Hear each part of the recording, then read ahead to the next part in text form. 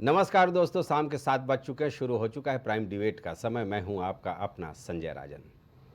दोस्तों, एक के बाद एक आरक्षण का ऐसा मुद्दा सियासत में तैर रहा है जो सत्तारूढ़ एनडीए और विपक्षी इंडिया ब्लॉक के लिए अपने अपने तरह से चुनौती बनता जा रहा है। दोस्तों, आज अनुसूचित जाति जनजाति आरक्षण में क्रीमी लेयर को दिए गए सुप्रीम कोर्ट के सुझाव पर बवाल बना। दिन भर बवाल देखा गया। दलितों के मिल रहे कुल 22% आरक्षण को लेकर सुप्रीम कोर्ट ने 1 अगस्त को इसी साल ये फैसला दिया कि सरकार चाहे तो क्रीमी लेयर के आधार पर दलित आरक्षण में कोटा निर्धारित कर सकते हैं, लेकिन यह तभी होगा जब प्रॉपर डाटा तैयार हो जाए। इसके लिए सुप्रीम कोर्ट ने साफ तौर पर निर्देशित किया कि एक नीति बनाई जाए। दरअसल इस फैसले को लेकर सारे BSP supremo Mayawati, Bhim army के चीफ चंद्रशेखर, दलितों की राजनीति करने वाले अमूमन सारे सियासी या गैर सियासी संगठनों ने विरोध शुरू कर दिया। यहां तक कि Samajwadi party supremo Akhilesh Yadav, RJD के तेजस्वी यादव ने भी इस व्यवस्था को दलित आरक्षण को समाप्त करने का कदम बता दिया। बात यही नहीं रही। एनडीए घटक दल एलजेपी के नेता केंद्रीय मंत्री चिराग पासवान ने भी इस सुझाव को गलत बता दिया और कहा कि संविधान की मंशा के विरुद्ध है सुप्रीम कोर्ट का ये ऑब्जर्वेशन। दोस्तों, जब घर में ही विरोध के स्वर उभरने लगे तो मोदी कैबिनेट ने तत्काल फैसला ले लिया। 9 अगस्त को सरकार बाबा साहब भीमराव अंबेडकर के संविधान को मानने वाली है और संविधान में दलितों के लिए उपवर्ग बनाने का कोई बात नहीं है। लिहाजा मोदी कैबिनेट ने इस फैसले को एक सिरे से खारिज कर दिया। कैबिनेट में एक प्रस्ताव भी पारित हो गया। जहां तक बात की जाए, आज जितने भी दलित संगठन हैं, आदिवासी संगठन हैं, सब ने भारत बंद का आह्वान किया। देश भर में सुप्रीम कोर्ट के फैसले का विरोध सड़कों पर किया गया। बिहार में कई जगह पर पुलिस आंदोलनकारियों में झड़प तक की नौबत आई। राजस्थान से लेकर उत्तर प्रदेश तक जमकर विरोध प्रदर्शन हुआ। इस भारत बंद आंदोलन को Bahujan Samaj Party, Samajwadi Party, Bhim Army सरीखे दलों ने भी अपना समर्थन देकर लगे हाथों राजनीतिक रोटियां सेकने की कोशिश की।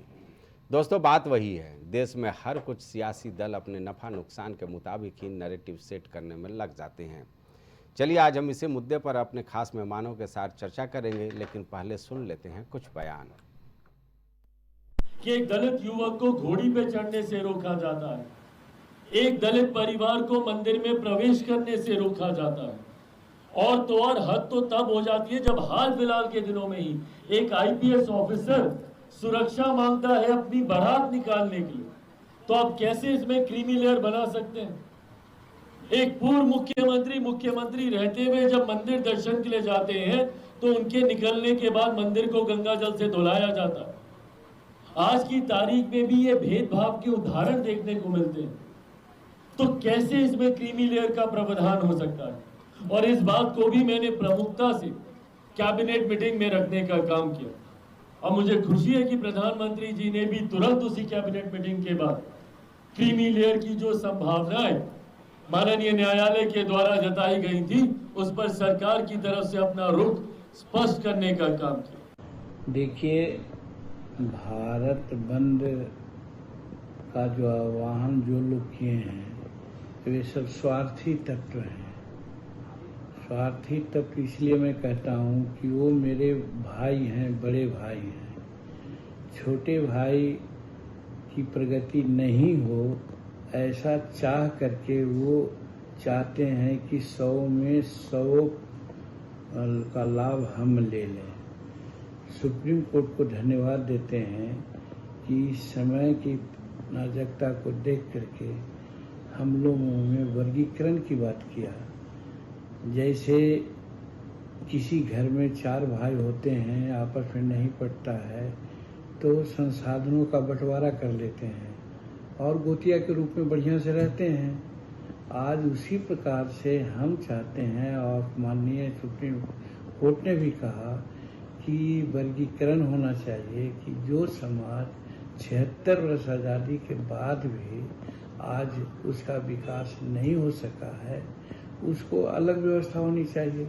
और जो 76 वर्ष में शेड्यूल कास्ट आरक्षण का लाभ लेकर के doctor, engineer, IAS, IPS, foreign services में, राजदूत में, एमएलए में, पार्लियामेंट के मेंबर बन करके लाभ लिया है, जो 90% से ज़्यादा है।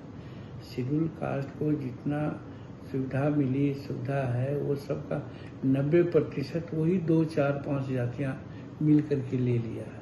बाकी जो 18 जातियाँ बिहार के स्तर में, वो आज हाशिए पर है, मात्र 5% या 7% लाभ मिला है। तो ये न्याय नहीं है, ये अन्याय हुआ है और ये स्वार्थ की बात नहीं है, ये एकदम गैर स्वार्थ की बात है। तो ऐसे तत्व जो आज बंद का नारा दिया है, सब स्वार्थी है। और मैं कल ही 18 जातियों का एक बैठक करके आया था। हम लोगों से मना किया कि सुप्रीम कोर्ट ने जो आदेश दिया है कि वर्गीकरण होना चाहिए, तो वर्गीकरण होना चाहिए।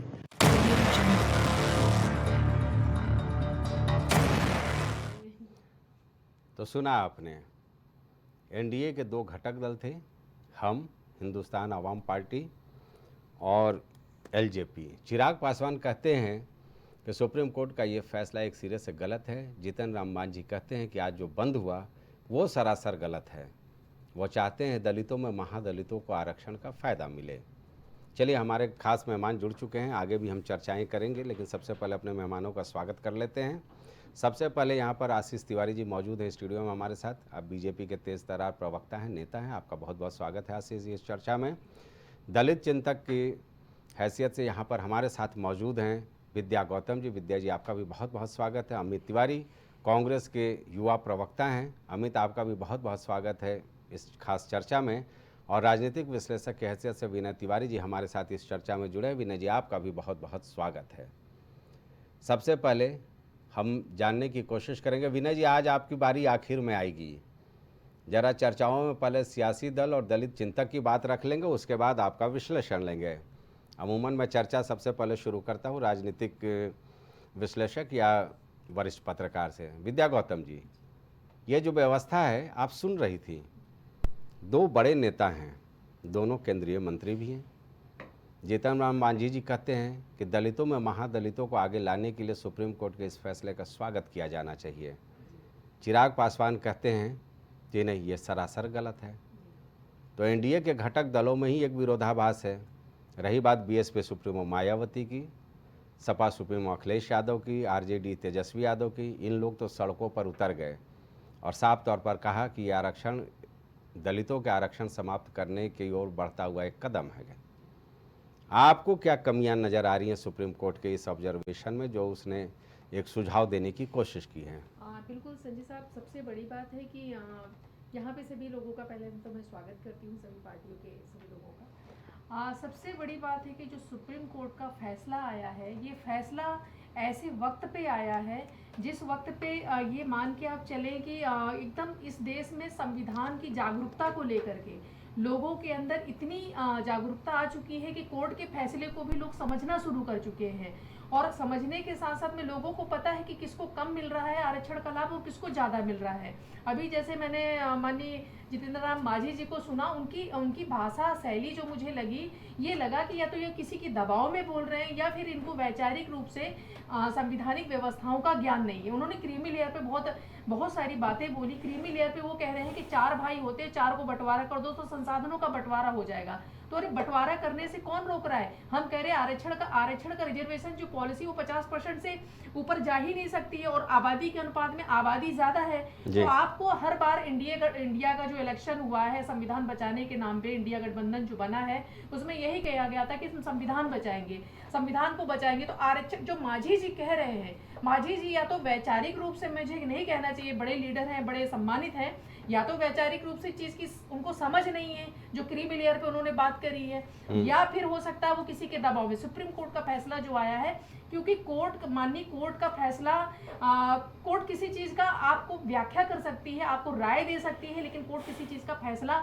इस तरह से नहीं, क्योंकि ये संसद का काम है, ये कैबिनेट का काम है, ये कोर्ट का काम नहीं। कोर्ट ने एक सुझाव दिया कि ऐसा होना चाहिए वर्गीकरण को लेकर और क्रीमी लेयर को लेकर के, लेकिन इस वक्त पे जो फैसला आया वो बहुत ही ऐसे वक्त पे आया है कि क्योंकि वक्त बिल्कुल अनुकूल नहीं है। आपने देखा शिक्षक भर्ती वाला मामला कितना बिगड़ गया है, सरकारों के ऊपर सीधा टारगेट हो रहा है। उसी के साथ साथ में देश के अंदर बेरोजगारी का आलम एकदम चरम पे है। जैसे माझी जी ने कहा कि एक ही जाति के लोगों को लाभ मिलता, तो इसमें जो आरक्षण का वो लाभ है, आरक्षण का लाभ वही लोग तो लेंगे जो पढ़ेंगे लिखेंगे आगे बढ़ेंगे। किसी ने किसी को रोका तो है नहीं कि भाई वाल्मीकि समाज है, जाटो समाज है, धानुक समाज है या पारसी समाज है कि आप वहां पे कोई रोक लगी हो। भाई जो पढ़ लिख करके अपने ज्ञान बुद्धि का विवेक का प्रयोग करेगा, जो आगे बढ़ेगा उसी को तो लाभ मिलेगा। उसमें तो इस तरह की कोई बाउंडिंग नहीं है।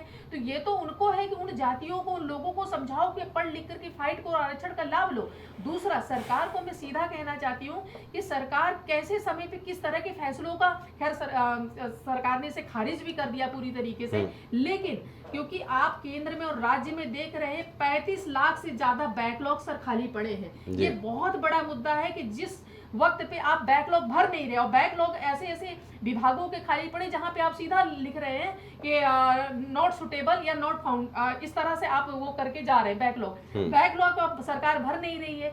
जातिगत जनगणना सरकार कराना नहीं चाह रही है। और उससे भी बड़ी बात है कि आप ऐसे वक्त पे ये फैसला लेकर के आ रहे हैं आरक्षण में वर्गीकरण वाला और क्रीमी लेयर वाला, जिस वक्त पे ये पूरा SC ST समाज पूरी तरह से जागरूक है। तो सबको पता है कि सरकार टेस्टिंग कर रही है। मैं इस पे सरकार पे सवाल नहीं उठा रही हूँ। हो सकता है कि एक तरह से टेस्टिंग हो कि देखिए लोगों के अंदर जागरूकता है या नहीं है। विद्या जी सबसे पहले तो ये बोल देना कि ये सुप्रीम कोर्ट में एक लंबित प्रकरण था, जिसको लार्जर बेंच ने 7 सदस्यीय लार्जर बेंच ने सुनवाई करी। एक सदस्य केवल इसमें जो ऑनरेबल जस्टिस थे उन्होंने इसके पक्ष में दिया, बाकी 6 लोगों ने ये कहा कि क्रीमी लेयर की व्यवस्था होनी चाहिए। उसमें निश्चित तौर पर नहीं, 6 और 1 के बहुमत से ये प्रस्ताव आया था।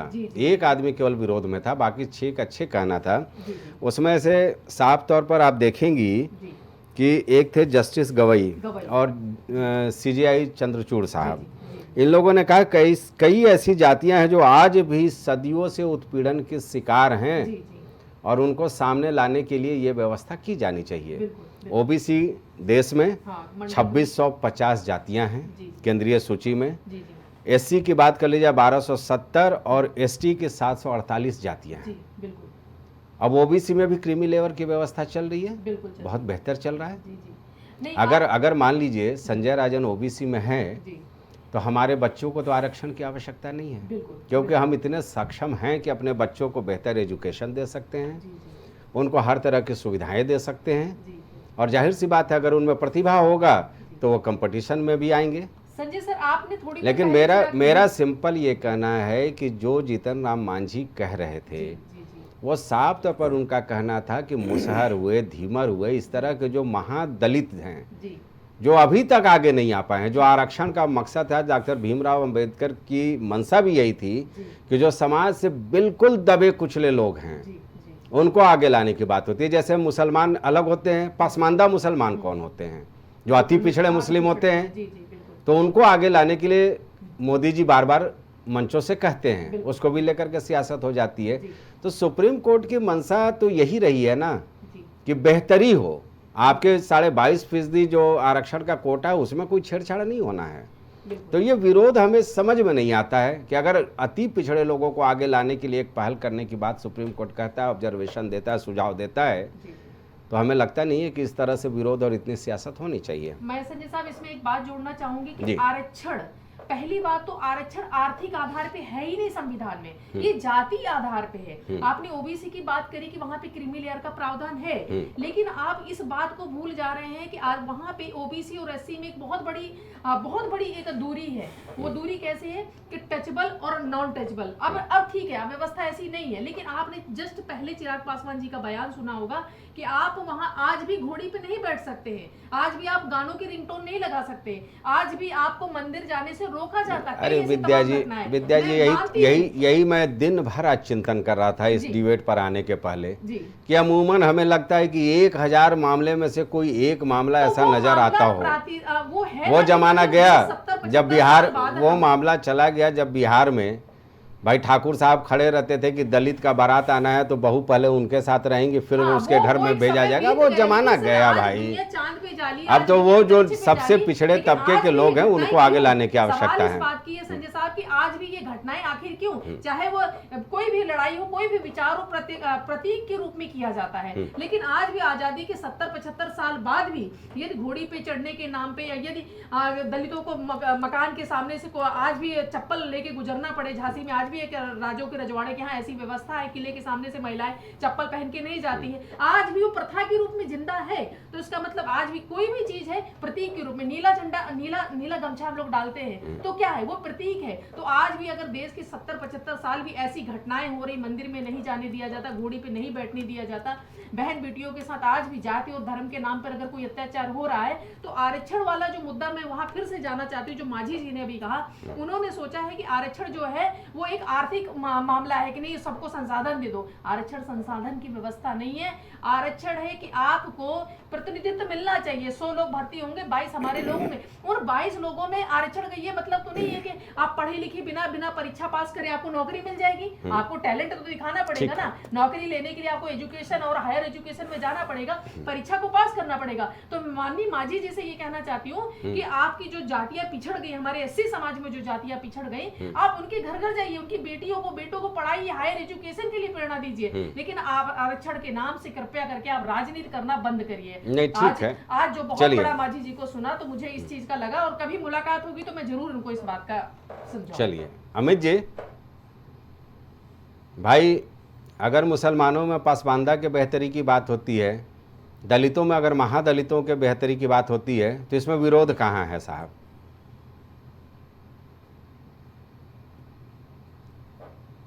अमित जी की आवाज?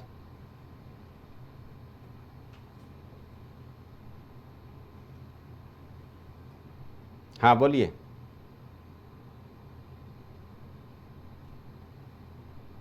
म्यूट तो नहीं? अमित आप म्यूट हैं क्या?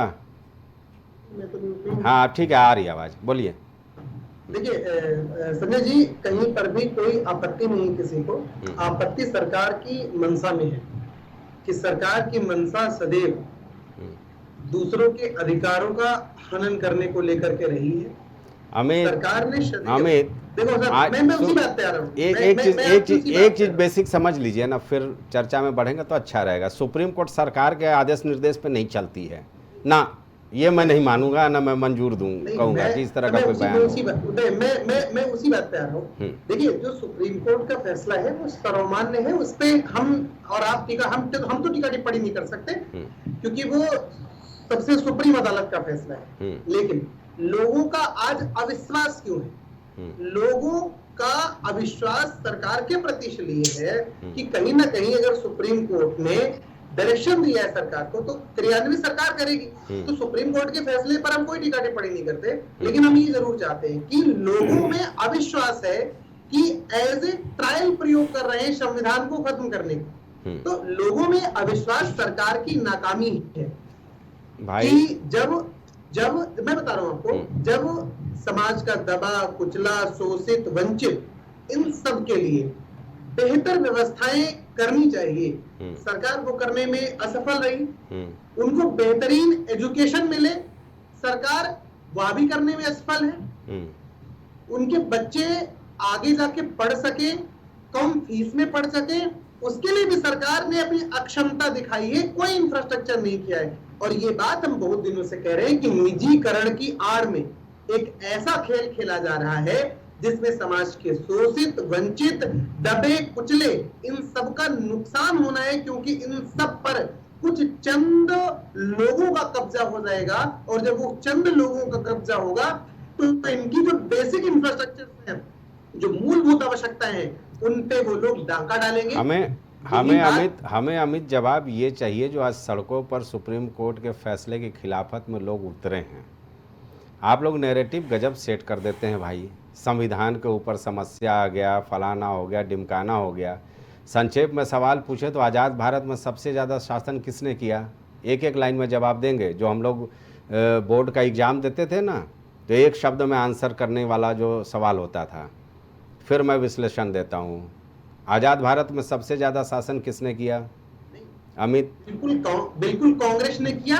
कांग्रेस ने तो आजाद भारत फिर में दूसरा IITs सवाल, भी खोली, समूह सर, समूह MNITs भी समूह खोली, का देश दूसरा की- सवाल ले लीजिए।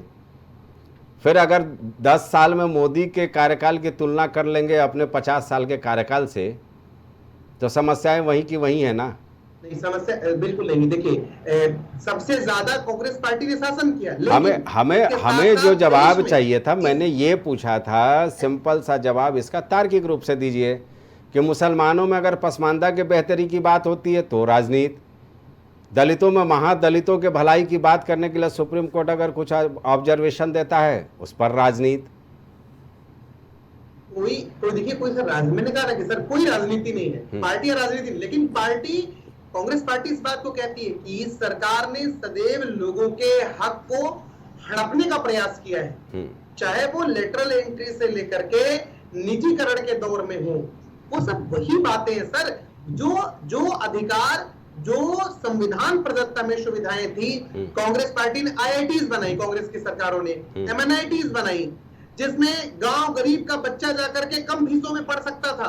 ये इंस्टीट्यूशंस देश के लिए खड़े किए, लेकिन इस सरकार ने क्या किया, उन्हीं इंस्टीट्यूशंस को प्राइवेट सेक्टर को सौंप दिया, जहां पर वो 800%, 700% की बढ़ोतरी कर दे। आज मैं आपको बताता हूं सर पॉलिटेक्निक के विषय में, कि पॉलिटेक्निक को स्मार्ट प्रोजेक्ट के नाम पर प्राइवेट वेंडर्स को अभी हम उधर नहीं जाना चाह रहे हैं, अभी हम उधर नहीं जाना चाह रहे हैं अमित। मैं सुनना चाहता हूँ, मैं तो सिर्फ यार SC ST में जो क्रीमी लेयर की अवधारणा को कंसेप्ट दिया था सुप्रीम कोर्ट ने, उसको लेकर के क्यों विरोध, इस पर जाए ना। अब आप बोलेंगे कि सड़क नहीं बनाया, रोड नहीं बनाया, हमने एम्स बनाया, फिर आशीष जी बताएंगे कि हमने 15 एम्स बढ़ा दिए। ये नहीं, चर्चा का विषय ये नहीं है। आज हम सिर्फ दलितों की बात कर रहे हैं। हाँ, हम उन्हीं बातों पर आ रहे हैं कि उनके हक और उनके लिए जो बेहतरी समाज के लिए हो सकती है, मतलब उनके ज्ञान के लिए, वो कैसे आगे बढ़े, कैसे पढ़े, इनके लिए सरकार में मतलब उनका सरकार के प्रति अविश्वास है। और यही कारण है कि सरकार ने विगत 10 वर्षों में कोई भी ऐसा मानक नहीं सेट किया जिसमें लोगों के विश्वास को जीता जा सके, लोगों का विश्वास हासिल किया जा सके। बात रही कि जहां पर 10 रुपए में व्यक्ति पढ़ सकता था, 100 रुपए में पढ़ सकता था, आज 1000 रुपए पढ़ रहे हैं। क्या बात है, फीस 800% की बढ़ी है। तो लोगों में यही अविश्वास है, और इसी अविश्वास के प्रति लोग सरकार से आश्वस्त नहीं है। और इसीलिए लोग कहते हैं, मतलब सब कह रहे हैं कि ये एक ट्रायल लिटमस टेस्ट की तरह है, इसको चेक करके देखो। सरकार सुप्रीम कोर्ट से लिटमस टेस्ट करा रही है, वाह भाई, गजब का तर्क है, गजब का तर्क है। मैं बार बार बोल रहा हूं कि सुप्रीम कोर्ट सुप्रीम है, वह सरकार से भी ऊपर की चीज है। लार्जर बेंच ने सुनवाई की है, कोई डबल बेंच भी नहीं है कि सवाल खड़े हो सकते हैं। सर उसकी सुप्रीम कोर्ट की प्रोसीडिंग पर, उसके जजमेंट पर हम सवाल आप ये कह सकते हैं कि मोदी सरकार ने जो कैबिनेट फैसला लिया है उसके बदले अध्यादेश जारी कर दे तो सवाल खड़े हो सकते हैं, लेकिन सुप्रीम कोर्ट के ऑब्जर्वेशन पर नहीं हो सकते हैं ना, क्योंकि संविधान का पक्ष से लेकर के तमाम चीज़ों को लेकर के सुप्रीम कोर्ट ने अपने ऑब्जर्वेशन में ये कहा है कि अनुच्छेद 14 और 15 में ये कहीं नहीं कहा गया है कि इन जातियों को उपवर्ग में वर्गीकृत नहीं किया जा सकता है। हालांकि ये बात अलग है, हमारे विद्या गौतम जी से थोड़ी देर पहले डिस्कशन भी हो रही थी कि संविधान में ये भी नहीं कहा गया है कि इसमें उपवर्गीकृत किया जा सकता है। आप उस पर आप अपनी बातें रखें कि भाई आप क्यों इसका विरोध। जीतन राम मांझी तो साफ कर रहे थे कि दलितों में महादलितों को अगर भलाई आप चाहते हो तो क्रीमी लेयर व्यवस्था दो जैसे OBC में है। और दूसरी तरफ चिराग पासवान जी क्या कह रहे थे? चिराग पासवान वही तो बोल रहे थे भाई, चिराग पासवान के परिवार को और आरक्षण की आवश्यकता ज़्यादा है, और वो मुसहर जो बेचारा 2 जून की रोटी नहीं कमा पाता उसका बेटा IAS बन जाए, तो वो चिराग पासवान नहीं चाहते हैं। इसके अगर 2 जून की रोटी ना कमाने वाला व्यक्ति IAS बन जाए, इसके लिए उसको बेसिक इंफ्रास्ट्रक्चर तो देना चाहिए ना सरकार को। वो तो सरकार देने में असफल रही, और यही कारण है कि लोगों में अविश्वास है कि सरकार जो कहती है वो करती नहीं है। हमें लगता है कि अगर मैं 35 लाख बैकलॉग का रिकॉर्ड निकालूं ना तो UPA 1 UPA 2 भी सरकार बचेगी नहीं, और सूबे की मायावती सरकार से लेके अखिलेश सरकार से लेकर के योगी राज तक का आंकड़ा निकलेगा उसमें। अफसोस होता है, अभी जो विद्या गौतम जी बता रही थी कि करीब 35 लाख बैकलॉग है। केंद्र राज्य में आशीष जी जी भाई 2 विचारधाराएं हैं, भाई राजनीति करने में तो आप लोग भी कम माहिर नहीं हैं। भाई चिराग पासवान से आपने कह दिया कि तुम इसका विरोध कर दो, जीतन राम मांझी से कह दिया कि तुम समर्थन कर दो। डायलेमा में रहे जनता, आप किसका पक्ष रखेंगे? हालांकि ये निश्चित तौर पर कहा जाएगा कि जब आपके पार्टी के अंदर से विरोध का स्वर उठा तो 9 अगस्त को ही आपने कैबिनेट से ये फैसला भी करा लिया। लेकिन मेरा ये कहना है कि जो मांग है, जो मैं सुन रहा था सड़कों पर लोग आंदोलन कर रहे हैं कि भाई सरकार इस पर अध्यादेश ला दे कि परमानेंट एक सॉल्यूशन हो जाए। हालांकि निश्चित तौर पर मैं क्रीमी लेयर का पक्षधर हूँ, मैं 20 बार बोल रहा हूँ, क्योंकि ओबीसी में भी मैंने कहा ना कि संजय राजन को आरक्षण की आवश्यकता नहीं है, हम अपने दम पर हासिल कर लेंगे जो हासिल करना है, क्योंकि इतने सक्षम हैं हम। तो उन लोगों को आगे लाने की आवश्यकता है ना जो बेचारे पिछड़े हुए हैं, क्योंकि ये प्रतिनिधित्व का मामला है। जी धन्यवाद संजय जी मुझे समय देने के लिए। जी देखिए ये जो मुद्दा है, आज मुद्दा ये है कि जो भारत के अंदर में ये प्रदर्शन करने का काम किया गया, जी ये सही है या गलत? तो देखिए सुप्रीम कोर्ट का ये फैसला था। मैं पूछना चाह रहा हूँ जिन लोगों ने ये प्रदर्शन करा या जो भी संविधान बचाओ गैंग की जो भी पार्टियां थीं जो इसमें बहुत बढ़ चढ़ कर हिस्सा ले रही थीं, जो चुनाव के वक्त संविधान बड़ा खतरे में जिनको नज़र आता था, तो सुप्रीम कोर्ट के फैसले के खिलाफ ये जो आज काम किया गया है सड़कों पर, ये संविधान इससे बचा है या संविधान की हत्या हुई है? पहला तो प्रश्न ये, क्योंकि अगर आप सरकार के खिलाफ कोई धरना प्रदर्शन करें तो समझ में आता है कि सरकार के खिलाफ आपने कर दिया, लेकिन जब अब इस भारत देश में सुप्रीम कोर्ट उच्चतम न्यायालय के खिलाफ भी इस तरीके के धरना प्रदर्शन होने लगेंगे तो संजय भाई बड़ी मुझको इस बात का बड़ा डर है कि कहीं ये उस चैप्टर या उस अध्याय की शुरुआत तो नहीं है कि आज जो काम भारत देश के अंदर में हुआ है, सुप्रीम कोर्ट के आदेश के खिलाफ लोग सड़कों पे उतरे हैं, तो कल मुद्दा दूसरा हो सकता है और सुप्रीम कोर्ट के खिलाफ सड़कों पे जनता आ सकती है। ये कहीं ना कहीं बहुत बड़ा और जटिल प्रश्न भी है इस भारत के लोकतंत्र के लिए, क्योंकि लोकतंत्र इससे खतरे में आया है, आप माने चाहे ना माने। आज इस विषय में आया है, कल कोई सुप्रीम कोर्ट दूसरा जजमेंट देगा, उसके खिलाफ कुछ जिनको समझ में नहीं आएगा वो लोग उतरेंगे रोड पर, तो इससे तो इकबाल ही खत्म हो गया कोर्ट का। अब कोर्ट कोई मानने को ही नहीं तैयार रहेगा, बोलेगा हम आपके खिलाफ तुरंत रोड पे उतर आएंगे और वोट बैंक के खातिर सो कॉल्ड जो ये संविधान बचाओ पार्टियां हैं वो उनका साथ देंगी। तो मेरा प्रश्न तो देखिए ये है कि सुप्रीम कोर्ट ने अगर कोई भी फैसला दिया जी, आप उस फैसले के आपको नहीं समझ में, आपके नहीं लग रहा है कि आप सुप्रीम कोर्ट चले जाओ, आप सुप्रीम कोर्ट जाइए ना, आप संवैधानिक तरीके से उसका आप उसको फेस करिए।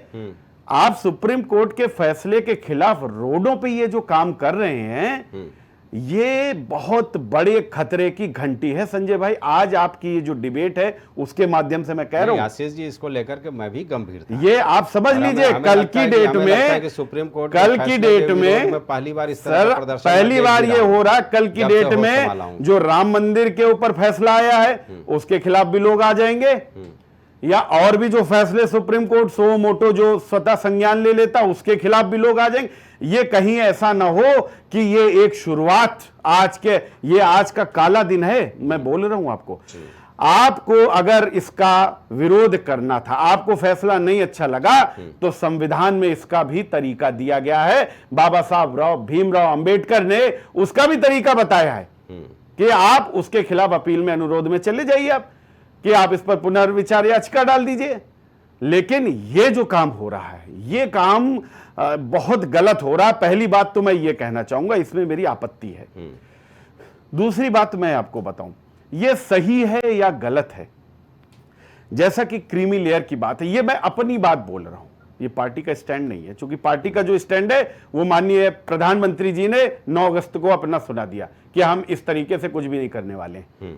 तो वो पार्टी का स्टैंड हो चुका, पार्टी के स्टैंड पे मैं नहीं जा रहा हूं, जो भी पार्टी का स्टैंड था वो हो गया।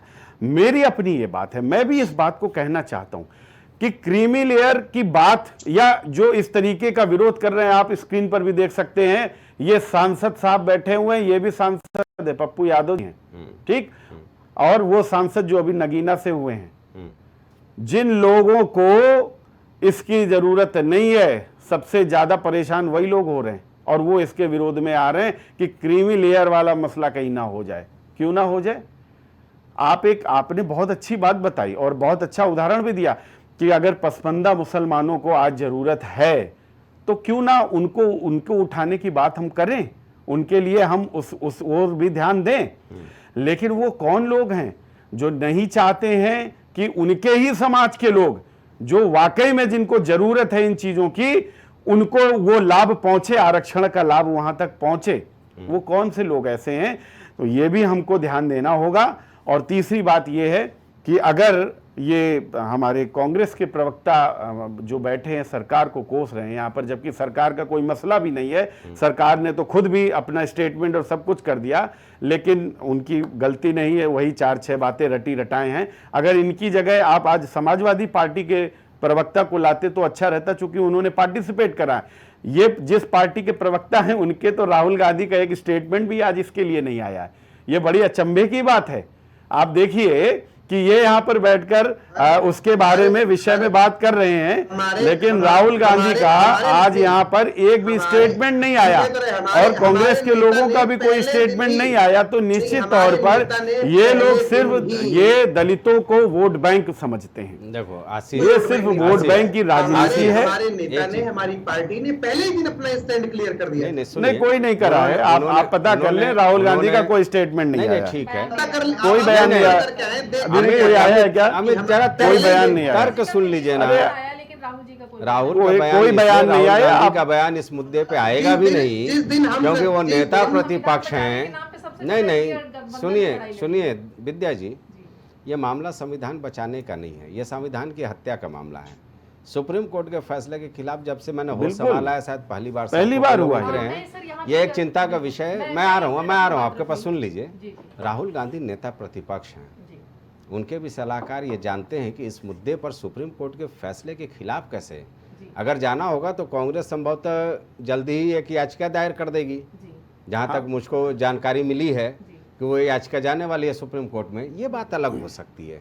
लेकिन सुप्रीम कोर्ट के फैसले पर सड़कों पर आना ना भाई। मैं 1 मिनट इसमें अपनी बात रखना चाहूंगी। विनय जी के पास भी चलना है। बिल्कुल संजय साहब, इसमें आशीष भाई ने भी 2 बातें कही हैं कि कोर्ट का फैसला, कोर्ट हो, सुप्रीम कोर्ट हो, सांसद हो, कोई भी हो, ये सारे के सारे लोकतंत्र के सबसे खूबसूरत वो माने जाते हैं, क्योंकि यहीं से जनता के हितों के लिए फैसले आते हैं। और सब कुछ हो क्यों रहा है? जनहितों के लिए हो रहा है। जब एक बहुत बड़ा एक जन समूह जिसको लग रहा है कि इससे हमारा नुकसान है, क्योंकि जो सड़कों पे उतरे हैं वो एक सड़क छाप लोग नहीं उतरे, कहीं ना कहीं पढ़ाई लिखाई करके लोग उतरे, कहीं ना कहीं ज्ञान बुद्धि के लोग हैं, सामाजिक संगठन के लोग भी हैं। तो कहने का मतलब है, चाहे कोर्ट हो, सुप्रीम कोर्ट हो, चाहे संसद हो, चाहे सरकार हो, वो सारे के सारे, से आप हो, हम हो, सारे के सारे जनहितों के लिए बैठे हैं। लेकिन जब एक बड़े जन समूह को ऐसा लग रहा, और आज का जो प्रदर्शन था संजय साहब, आपको बता दूं, हर संगठन ने, हर सामाजिक संगठन ने, हर पार्टी ने कहा था कि ये संविधान के दायरे में होना चाहिए। कहीं आपको मारधाड़, हाँ कहीं, क्योंकि इतना आई है पटना में, पटना की मैं आपको दिखाऊं।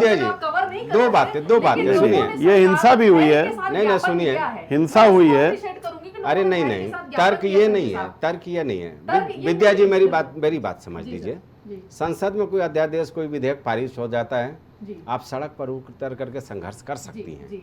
लेकिन सुप्रीम कोर्ट का कोई फैसला आता है ना, तो उसके लिए आप अपील में जा सकते हैं। अपील में जा सकते सर। आज तक विरोध प्रदर्शन नहीं होता है, विरोध प्रदर्शन नहीं होता है। आपको भी पता होना चाहिए सर, कोर्ट और सुप्रीम कोर्ट में अपील दायर करने के लिए लाखों करोड़ों की फीस लेते हैं लोग। अरे तो ये लोग जो बैठे हैं, ये अरबों, नहीं है सर। अरे क्या बात आप कर रहे हैं भाई, ये तो 2 वक्त की रोटी। अरे क्या बात कर रहे हैं भाई, चाहे तो बहुत कुछ कर। अच्छा, अभी अपील अगर हो जाएगी, अभी अपील हो जाएगी, तब आप क्या तर्क देंगी? आशीष, विद्या जी, ये जो पप्पू यादव बैठे हैं ना, अकेले चाहेंगे तो सुप्रीम कोर्ट में लड़ा लेंगे। अरे दीदी, ऐसा काम मत करिए। नहीं, ऐसा गलत मत बोलिए।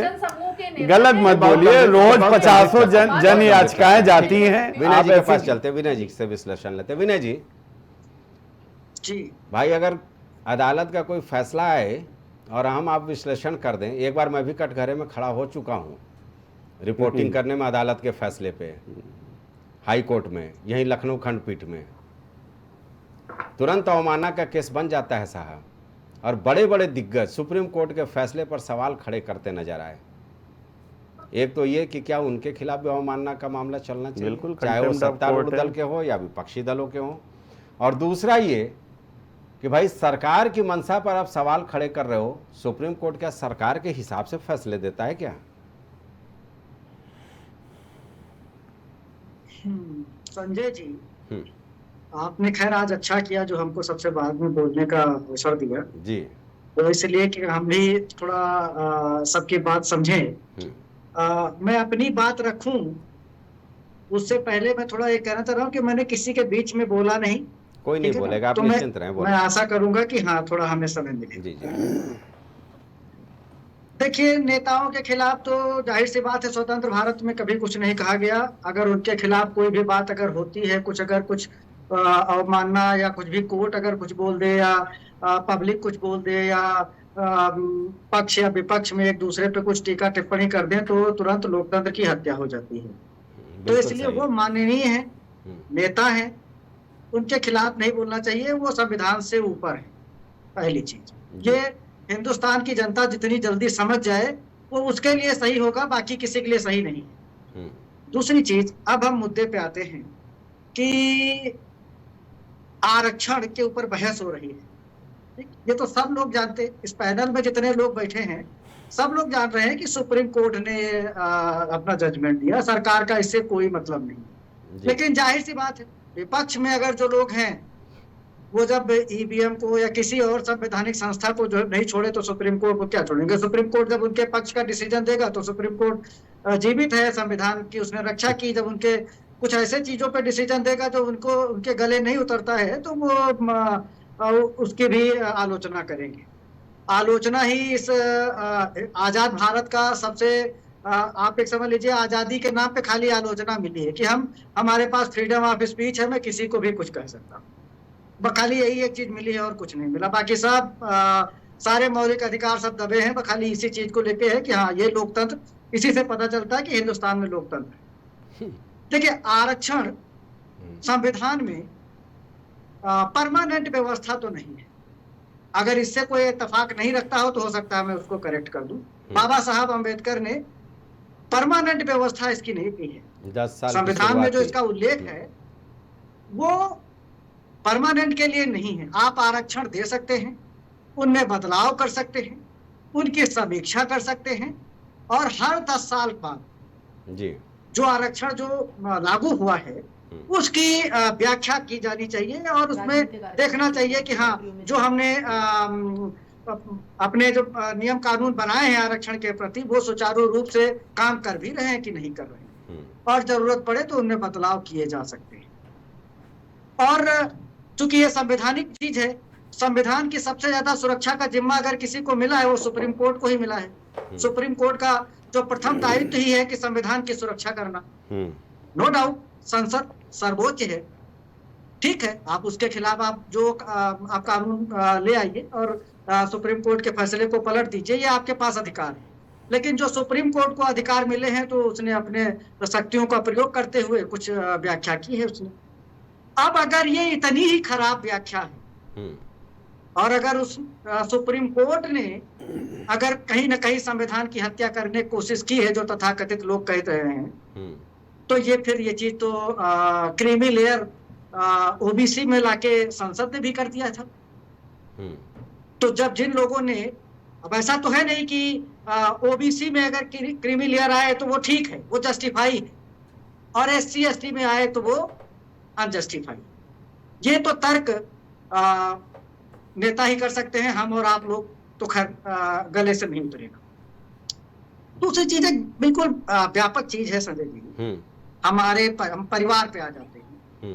परिवार में 4 बच्चे हैं हमारे, सपोज दैट। अब कोई पढ़ने में तेज है, कोई हष्ट पुष्ट, कोई कमजोर है, ठीक है ना, सबको हम समान जो है एक स्कूल में भेजेंगे, लेकिन कोई पढ़ने में कमजोर है तो उसके लिए हम ट्यूशन की व्यवस्था करेंगे कि कहीं ना कहीं वो थोड़ा सा सबके पैरेलल आ जाए। अब इसको आप आरक्षण ही कह सकते हैं कि हमने उसको कुछ एक ऐसा प्रावधान कर दिया कि वो भी सबके बराबर आ जाए। लेकिन अगर हमारा बच्चा वो ये कह के मैं स्कूल जाऊंगा ही नहीं जब तक मुझे ट्यूशन नहीं लगाओगे, तो अगर ऐसी मंशा है तो ये गलत है।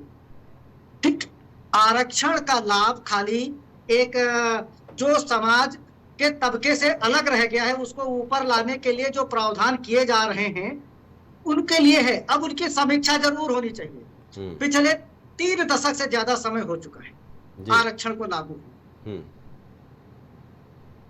हमें लगता है इतनी सारी राजनीतिक पार्टियां किसी ने समीक्षा करने के लिए पहल की कि इस पे भी समीक्षा होनी चाहिए कि 3 दशक में हमने उस आरक्षण से कितने जो है वंचित शोषित लोगों को जो है एक सामूहिक धारा में हम लेके आए।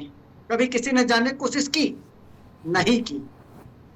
आरक्षण को हमेशा राजनीतिक पार्टियों ने एक वोट बैंक का मुद्दा रखा और जब तक हिंदुस्तान रहेगा, देखिए राजनीतिक पार्टियां नहीं, ये आशीष जी, अमित जी, ये लोग नहीं बोल पाएंगे, ये अपने पार्टियों के कर्तव्यों से बंधे हुए जी, ठीक है ना, ये लोग नहीं बोल पाएंगे। हमें तो चुनाव लड़ना नहीं, आपको लड़ना नहीं, हम तो साफ साफ बोलेंगे आरक्षण से देश का भला होता लेकिन नेता नहीं होने थे। बिल्कुल सही बात है, क्योंकि वो राजनीतिक मुद्दा बन गया। आरक्षण एक राजनीतिक मुद्दा है और ये जो धरना प्रदर्शन हो रहे हैं संजय जी, ये एक गंभीर मुद्दा है और इसको लेके 18 तारीख को गृह मंत्रालय ने, आपकी जानकारी में होगा, मैं रिपीट कर देता हूं, 18 तारीख को गृह मंत्रालय ने हर स्टेट को, वो चाहे भाजपा शासित हो या गैर भाजपा शासित हो, हर स्टेट को, केंद्र शासित भी हो, सबको एक नोटिस जारी किया है कि हमें हर 2 घंटे में रिपोर्ट भेजी जाए। जी, विनय जी की आवाज भेजेंगे। अब ये नोटिफिकेशन अगर भारत सरकार के गृह मंत्रालय को जारी करना पड़ा है तो इसके पीछे मनसा, जाहिर सी बात है, गृह मंत्रालय ने इतना बड़ा नोटिस जो अभी तक आजाद भारत में ऐसा नोटिस नहीं जारी करना पड़ा है, कभी किसी ने नहीं किया है, ये पहली बार हुआ है। हाँ, तो जाहिर सी बात है कुछ इनपुट होंगे, ठीक है ना, क्योंकि अभी पड़ोस में ही आरक्षण की आड़ हुई थी, मुद्दा आरक्षण ही था और वहां पे क्या उथल पुथल हो रही है वो सब दिखाई पड़ रहा। तो ये सरकार भी उस पे जो है मतलब चिंतित है और एक्शन में है, हरकत में है। अब मैं एक बात और कहना चाह रहा हूं, अमित तिवारी जी हमारे भाई हैं, कांग्रेसी हैं और इस नाते जो है हम सब लोगों पे उनका एक, उनकी पार्टी का तो एहसान है ही है। आजाद भारत में सबसे ज्यादा समय उन्होंने हम लोगों को सुचारू और व्यवस्थित रूप से बनाए रखने के लिए उनकी पार्टी का अहम योगदान है। लेकिन अगर मैं बात करूं पंडित जवाहरलाल नेहरू से, आजाद भारत से मैं बात कर रहा हूं 47 से, पंडित जवाहरलाल नेहरू, लाल बहादुर शास्त्री, एक कार्यवाहक प्रधानमंत्री हुए गुलजारी लाल नंदा, फिर उसके बाद इंदिरा गांधी, राजीव गांधी, नरसिंहा राव और फिर उसके बाद मनमोहन सिंह। इसमें कौन SC ST है या OBC? इसका जवाब तो मिल नहीं पाएगा। नहीं, इसके अलावा तो और कोई प्रधानमंत्री तो बना नहीं। हम लोग क्या दे सकते हैं? सारी राजनीतिक पार्टियां अपनी, अब समाजवादी भी कितना भी ST ST कर ले, वो न राष्ट्रीय अध्यक्ष किसी SC ST को बनाएंगे और न मुख्यमंत्री बनाएंगे और न प्रधानमंत्री बनाएंगे। तेजस्वी भी वही करेंगे। इनकी सोच व्यापक, इसलिए अब जाहिर सी बात है हिंदुस्तान में है, ठीक है, सब लोग अमित इतिहास बना दियो भाई, मल्लिकार्जुन खरगे को बैठा के आप लोग। हाँ, इतिहास तो बन ही गया है। इतने दिनों बाद एक नाम आया है। मैंने मल्लिकार्जुन खड़गे के ऊपर भी मैं आ रहा हूँ। मल्लिकार्जुन खड़गे की भी आप कहीं अगर प्रेस नोट आप देख लीजिए, जहाँ पे प्रेस ब्रीफिंग वो कर रहे होते हैं, तो उनसे कुछ अगर पूछा जाता है तो कहते हैं कि हम ये डिसीजन आला कमान से पूछ के करेंगे। नहीं, राष्ट्रीय अध्यक्ष बनाने में ये आपको हो सकता है तो ठीक है, मैं देखिए इस मुद्दे को राजनीतिक नहीं करना चाह रहा हूँ। देखिए मुझे आपने मंच दिया है तो मैं अपनी बात रख सकता हूँ ना। ठीक है। दो बात मैं तो उस चीज का इंतजार कर रहा हूं कि कब विपक्षी पार्टियां ये फेसबुक और माइक्रोसॉफ्ट के ऊपर केस करें या धरना प्रदर्शन करें कि देखिए आप जो प्रोफाइल बना रहे हो इसमें करीब 50% SC/ST की होनी चाहिए। देखिए विनय जी, इससे ज्यादा नहीं होना चाहिए। विनय जी, अरे एक लिमिट है। एक बात मेरी भी ले लीजिए। मैं तो ये मानता हूं कि सत्तारूढ़ और विपक्षी दोनों इस मामले के लिए दोषी हैं जो आज सड़कों पर उतरे हैं लोग। No doubt. एक तो निश्चित तौर पर आशीष के बात से मैं समर्थन करता हूं कि ये काला दिवस है। सुप्रीम कोर्ट के आदेश को लेकर के अगर इस तरह का धरना प्रदर्शन आंदोलन होने लगा ना तो बड़ी विकट स्थिति हो जाएगी देश के सामने। दूसरा ये आशीष जी दोषी कहाँ हैं ये भी सुन लीजिए, क्योंकि बड़े नेताओं ने ये कहा, दलित आदिवासी संगठन के कई मैं पदाधिकारियों को सुन रहा था, उन्होंने कहा कि केंद्र सरकार पर मुझको भरोसा नहीं है, मोदी सरकार इस पर अध्यादेश लाए। अध्यादेश लाने की बात कह दी जाती तो शायद ये स्थिति नहीं होती। और रही बात तीसरी ये कि निश्चित तौर पर सुप्रीम कोर्ट के किसी भी या निचले अदालत से लेकर के हाई कोर्ट से लेकर तमाम अदालतें हैं जिसके फैसले आते हैं तो एक व्यवस्था बनी हुई है, धरना प्रदर्शन नहीं शुरू हो जाता है उनके खिलाफ। आप उस व्यवस्था में जाइए। अगर निचले अदालत से आपको न्याय नहीं मिला है तो आप हाई कोर्ट का दरवाज़ा खटखटाएं, हाई कोर्ट से नहीं मिल रहा है सुप्रीम कोर्ट का दरवाज़ा खटखटाएं, और सुप्रीम कोर्ट का भी जो फैसला आता है तो आप महामहिम की अदालत में भी जा करके आप अनुरोध कर सकते हैं कि मेरे साथ ये अन्याय हुआ है। बहुत सारी सीढ़ियाँ हैं, लेकिन ये धरना प्रदर्शन है। अमित जी, संजय जी एक बात कह के मैं अपनी बात खत्म करना चाहूंगा जी, जल्दी, समय कम है। हाँ, जब देश आजाद हुआ था तो 14-1 से वोटिंग में डिसीजन हुआ था सरदार वल्लभ भाई पटेल के लिए। और उस समय राष्ट्रपिता महात्मा गांधी ने कहा कि मेरी इच्छा है कि पंडित जवाहरलाल नेहरू को ये पद दिया जाए। तो हम क्या महात्मा गांधी को ये कहते कि वो जो है आरक्षण विरोधी थे, वो एक OBC नेता को पीछे करके एक सवर्ण जाति के नेता को ऊपर नहीं, वो योग्य थे तो हो सकता है उनको आगे किया।